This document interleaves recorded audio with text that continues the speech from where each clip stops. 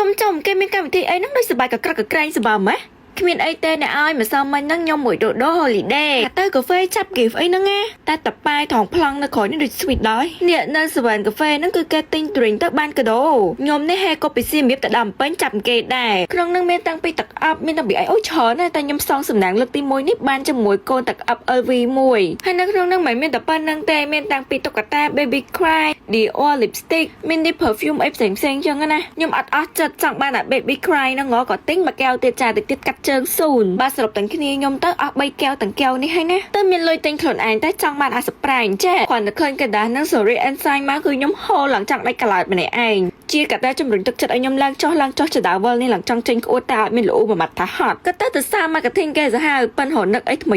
តែឥឡូវមកហែកមើលអានេះគឺជាប្រភេទបលាញ់បកទៀតទេខ្ញុំសាញ់ជាមួយណៃចាំមើលថាខ្ញុំបើកអីគេបានតែខ្ញុំមិនរំពឹងថាបានសាញ់ខ្លួនឯងទេព្រោះចង់អ្នកមើលនឹងសាញ់អីគេដែរខ្ញុំឡើងដាច់ផ្ងាបដ ដោយបើកចេញមកបាន Scorpio ប៉ុន្តែសម្រួលអារម្មណ៍វិញព្រោះមូនសាញ់ខ្ញុំគឺ Scorpio នឹងដែរមានអីណាស្អាតតាមមុខគេឡើងហៀសបោបើកបានភ្លាមដាក់ភ្លាមចាអូយឥឡូវមានចការហ៊ានណាប្រើសពណ៌ក្រហមពណ៌ស្វាយអីពណ៌ហោះបាននិយាយទៅតាំងពីស្បែកខ្លួនឯងសមមករៀង confident ឃើញ screenshot មករហូតប៉ុន្តែស្បែកខ្លួនមួយស្បែកមុខគឺខុសគ្នាឆ្ងាយបើប្រៀបធៀបជាមួយខ្លួនឯងកាលពីមុនវិញគឺថាមនុស្សពីរផ្សេងគ្នាហើយអត់និយាយលេងសើចតែពីមុនគឺ outfit ពណ៌ខ្មៅគឺពាក់ជាប់រហូតតែឥឡូវដាក់ពណ៌ក្រហមមកគឺថាឲ្យអួយពាក់អត់មានខ្លាចថាពណ៌នឹងលិចយើងណាហើយខ្ញុំនេះគឺសអត់ស្មើគ្នាទេដៃជើងអីសតែកុំមើលខ្នងលាបឡៃអត់ដល់លោកអ្នកនរគ្នាអើយពណ៌ឡើងខុសពីដៃឆ្ងាយហ្មងណាតើតែអញ្ចឹងមិនដឹងពីប្រសិទ្ធភាពនៃលេខម៉ាតៃនេះថាសាហាវប៉ុណ្ណាខ្ញុំនេះគឺជាប្រភេទមនុស្សស្បែកលឿងសាអស់ប្រេនលេខជាច្រើនមកតែលេបបន្សតែមកសជាមួយនឹងលេខម៉ាតៃក្បួននៃការលាបសរបស់ខ្ញុំអត់មានអីចម្លែកដូចគេទេគឺប្រើជាមួយនឹងសេរ៉ូម Burberry ដែលថា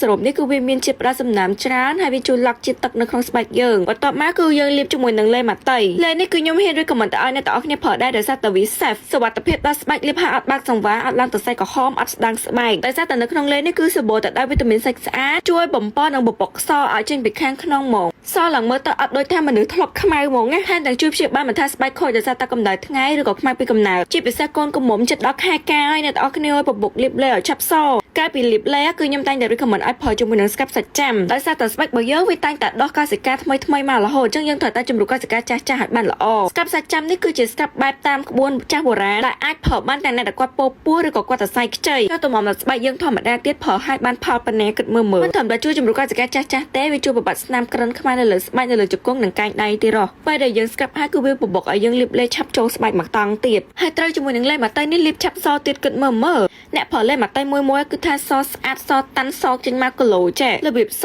ក្រាស់អត់សឃើញតែសៃមើលតែកញ្ញោដៃទៅដឹងឲ្យថាមនុស្សនេះធ្លាប់ខ្មៅប៉ុណ្ណាចាំការទៀតទិញម្នាក់មកឈុតធំនេះយកទៅប្រើទៅតិចទៀតដល់ខែការខែទៀនទៀតហើយ